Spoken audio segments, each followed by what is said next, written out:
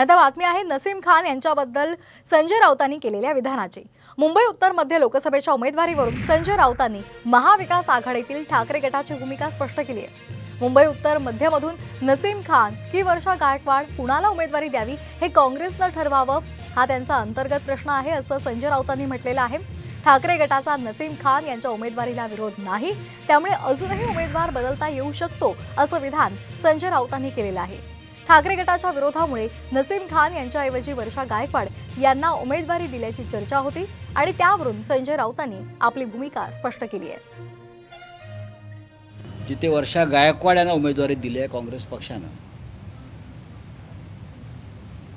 तिथे काल त्या जागेसंदर्भात आसाममध्ये काँग्रेसचे अध्यक्ष मल्लिकार्जुन खरगे यांनी एक वक्तव्य केलेलं आहे की तिथे नसीम खान यांची इच्छा होती निवडणूक लढण्याची।